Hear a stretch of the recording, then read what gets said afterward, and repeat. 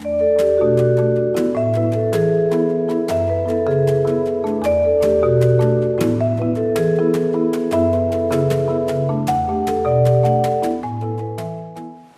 try to ensure that we maintain our standards and maintain the support for those standards by continually evolving what we think they mean. So, for example, we continually review our professional code of conduct.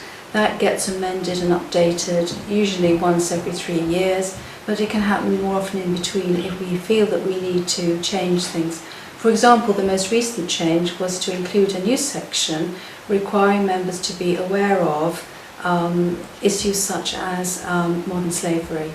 So to make sure in their supply chains for their organisations, they themselves took responsibility for making sure their organisation was aware of the potential pitfalls and was doing something about them. But also hand in hand with that is how we communicate that to the members. It's not just about telling them this is what you must do, it's explaining why you should do it, why it's a good thing to do. So it's a hearts and minds as well as an instruction, and so it's working hard on doing that and maintaining it going forward. So we've built within our disciplinary procedures certain stages which ensure that if there is a possibility that a wrong decision has been made, that it will get caught. So for example, if we've had a complaint and we've found that there's no case to be pursued, all complainants have the option to have their case reviewed by an independent review of complaints, who will look at the process, look at how it was investigated and so on, to see whether a reasonable decision has been arrived at. And similarly for members who are under investigation, they have the right to have a tribunal, and that tribunal will be looked at and will be composed of 3 individuals, 2 of whom will be independent non-researchers and 1 researcher. And it's those kind of independent layers which are constant backstop to make sure that we're regulating properly. But also we do benchmark ourselves as well, and we very much adhere to best practice. So if it's government advice that's coming out, if it's PAN advice that's coming out, and personally as well, I'm heavily involved in the regulation special interest group within PAN, and that's a very helpful way of sharing best practice and sharing concerns, and also being able to just bounce ideas around. So we ensure the quality of our professional standards activities through a number of ways. The first is through feedback questionnaires and learning loops. We call it a learning loop. So we look for feedback from users of our services, regulated individuals as well as complainants. Say if we're handling a misconduct action, we will always ask for feedback at the end. We collate this then into an annual report. So we identify learning points, and then we ensure that any learning points are implemented in our procedures wherever we can. We have the annual reporting and review of our work. This goes to casework committees so that they can identify any learning, and I've talked about the role of the board and our reporting back function, making sure that those portfolio holders who have areas of responsibility are kept fully informed of any feedback, and making sure that standards are maintained. Finally, it's fairly administrative, but we have file reviews. So in the same way that a law firm would conduct file reviews if it holds a quality standard, we also review the files just to check for consistency around decision making, but also the application of scheme rules.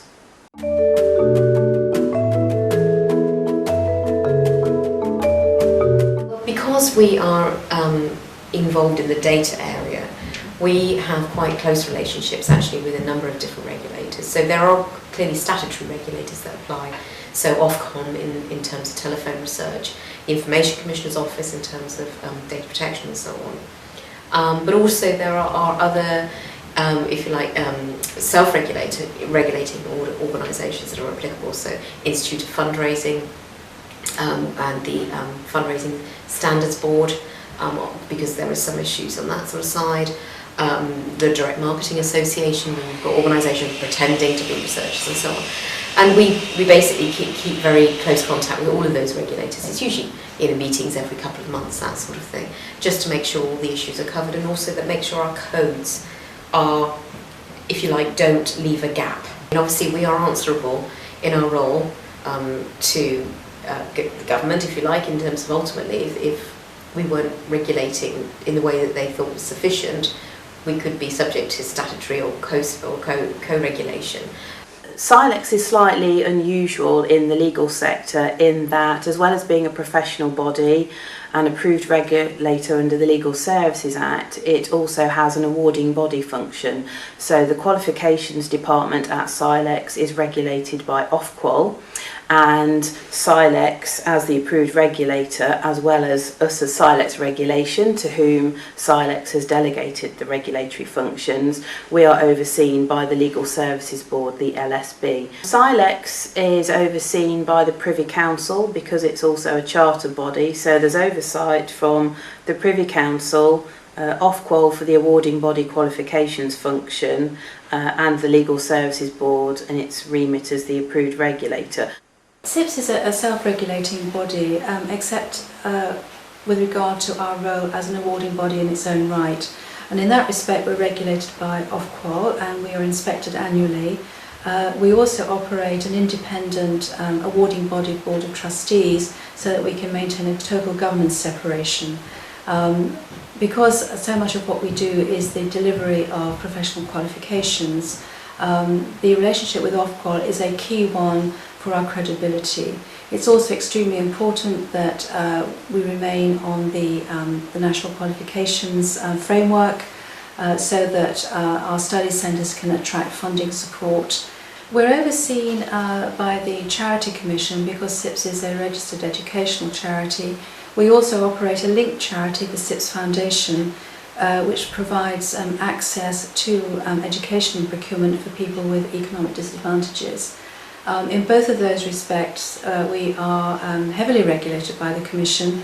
Any other charity will know that the regulations for being a charity these days are becoming more and more onerous. And in particular, my role is to report to the Commission on our public benefit credentials. It's something that is challenging every year, and we have to find ways of expressing the public impact of what we do. It is slightly difficult to articulate because we don't interact directly with the public.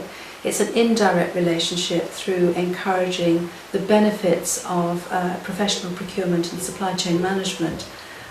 The end result that has on society, whether that be through improved awareness of where you source your materials from, if we educate people to choose between buying their iron ore from a mine which employs children to one that doesn't, to think about what they do with their waste product from their manufacturing process, all of that can have a positive impact.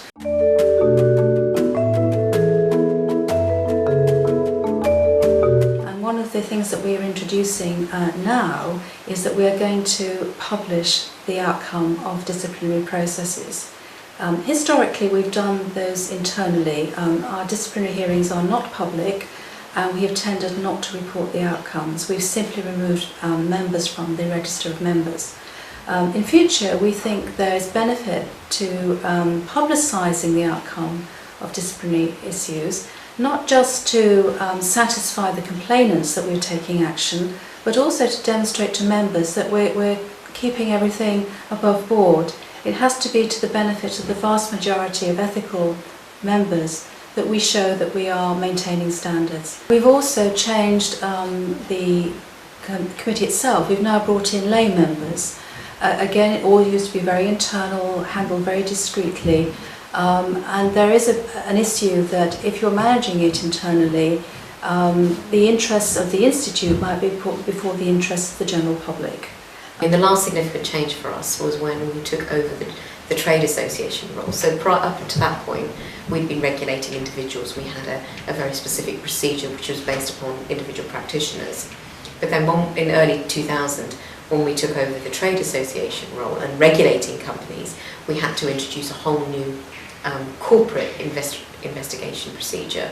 And so we're operating with a dual regulation for individuals and companies. In 2014, we issued a new code of conduct, and we do that every 2 to 3 years because the issue, particularly in our sector, data and so on, is changing so much and so quickly that we have to keep our code very up to date. We've changed a couple of things recently. The first one would be to take into account our publication policy. We've updated that to reflect the decision in the Google case about a person's right to be forgotten. So the policy now incorporates a process that would allow a person to request removal of a publication where certain criteria is met. The second would be around advocacy. So we are a regulator for advocacy, which means that we require our advocates to renew their advocacy certificates on an annual basis. There's a new scheme about to launch called QASA, QASA, the Quality Assurance Scheme for Advocates, and that our criminal advocates will soon fall under part of that scheme, and we're putting processes in place to deal with that.